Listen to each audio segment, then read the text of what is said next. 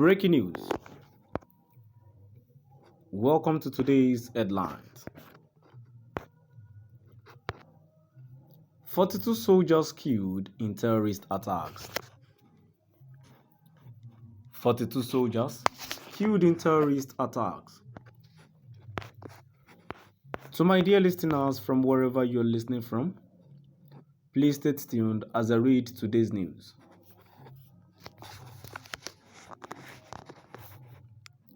"42 Malian soldiers have been killed by suspected jihadists in a sophisticated weekend attack. The attackers were reported to have used drones and artillery. Authorities said on Wednesday that the latest violent incident to rock the troubled Sahel country.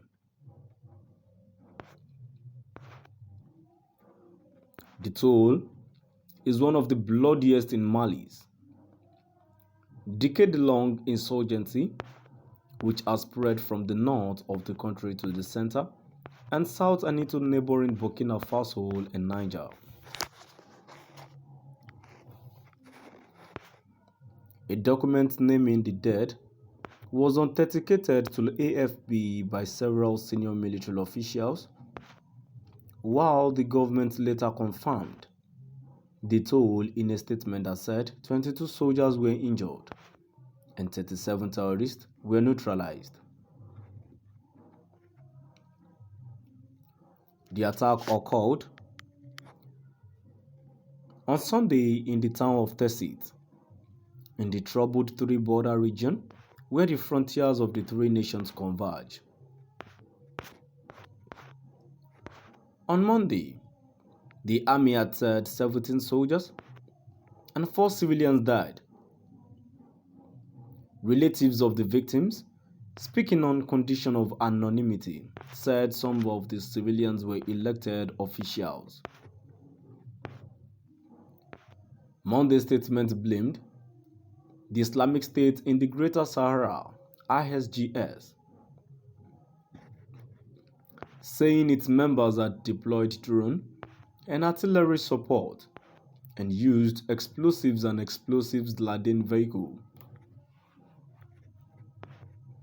The last time Mali's armed forces sustained such losses was in a string of attacks in the same region in late 2019 and early 2020. Hundreds of soldiers were killed in assault on nearly a dozen bases, typically carried out by highly mobile fighters on motorbikes. The raids prompted the Malian, Nigerian and Burkina forces to fall back from forward bases and hunker down in better defended locations.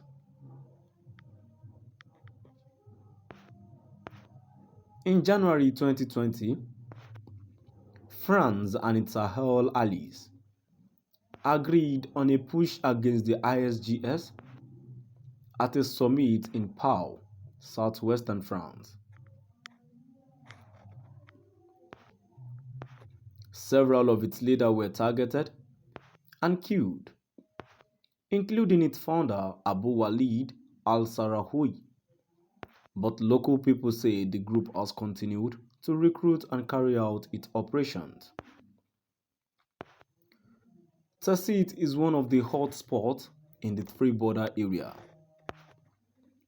The ISGS is fighting for control of the strategic, gold-rich area against an Al-Qaeda-linked alliance, the Support Group for Islam and Muslims (GSIM).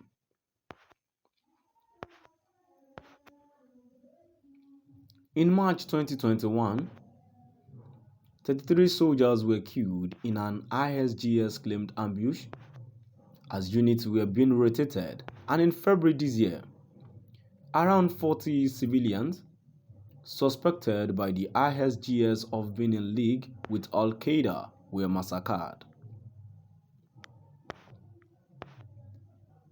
Mobile phone connections to the area have been frequently cut, over the last few years and physical access is hard, especially during the mid-year rainy season. Thousands have fled the city to the nearest large town, Gao, which is about 150 kilometers, 90 miles to the north.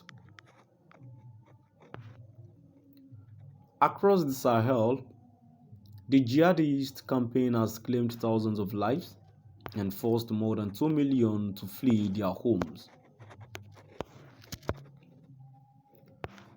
Sporadic cross-border attacks have also occurred in Ivory Coast, Togo and Benin to the south, amplifying fears of a jihadist push toward the Gulf of Guinea.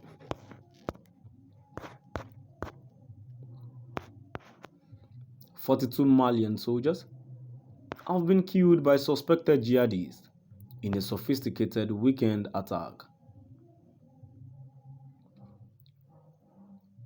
The attackers were reported to have used drones and artillery. Authorities said on Wednesday that the latest violent incident to rock the troubled Sahel country. The toll is one of the bloodiest in Mali's decade-long insurgency, which has spread from the north of the country to the central and south and into neighboring Burkina Faso and Niger.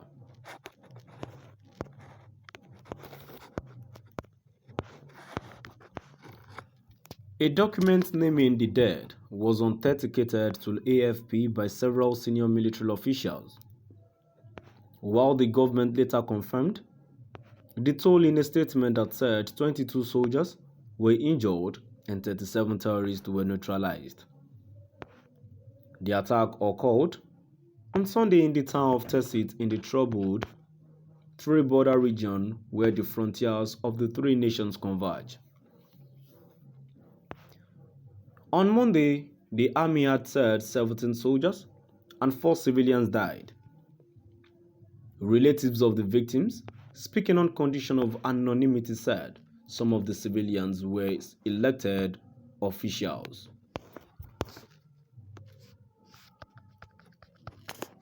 So my dear listeners, now we've come to the end of our today's news. Please do drop by at the comment section and let's know what your view is all about. Thank you for listening.